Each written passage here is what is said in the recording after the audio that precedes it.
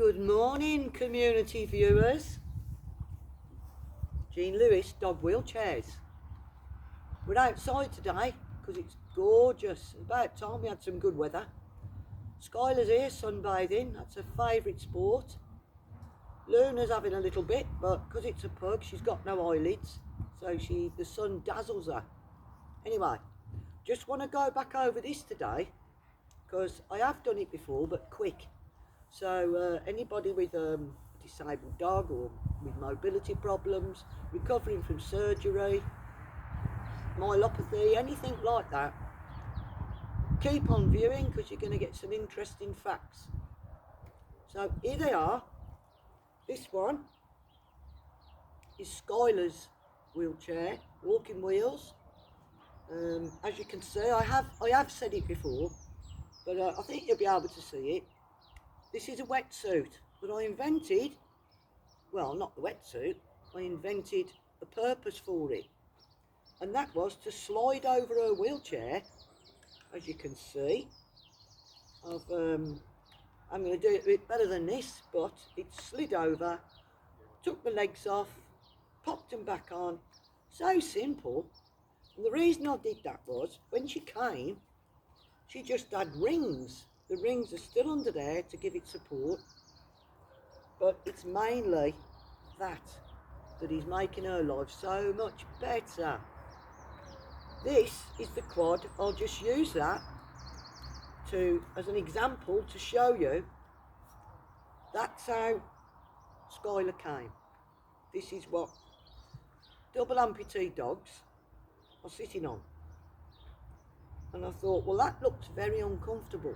That's quite hard in the middle, that holds the two rings together. Plus, she slid out. She slid out of it. And I thought, well, that's bad. I'm going to think of something. And then I had the light bulb moment, as I said on one of my previous podcasts. So I just got the old wetsuit, slid it on there. So now, as you can see, if you look at that, there's a big gap in the middle. So if she slides forward, obviously, because there's no legs to go through the rings. So now she can't, because that more or less covers all of it. So when she sits in here, it's great. I call it the double amputee hammock. And she just sits in there like she's sitting on a bed at home. Now, I haven't got the harness on this at the moment, but I have showed it you before. It's a nice, big, wide harness. And it just goes onto your dog.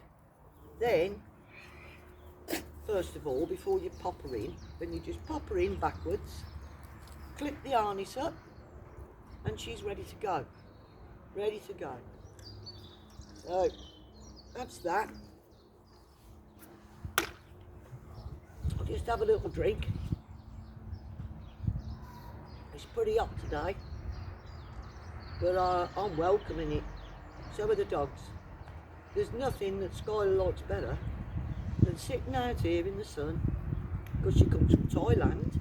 She's used to the sun, obviously.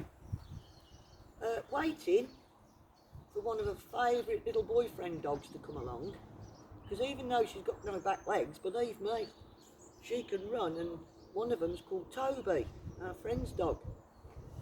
He's a little bit big for her, as it goes. I think he's an Alsatian Labrador, big fluffy furry thing, but she likes him.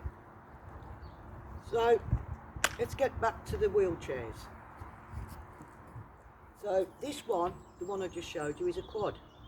The quad comes like that, with 4 rings. We put it back on to show you.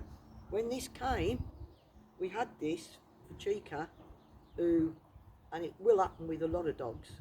You might get a rear wheel wheelchair, but then you might find that their front legs go a little bit tired, or they might, whatever they've got that stopped their back legs from working may well travel on into their front legs.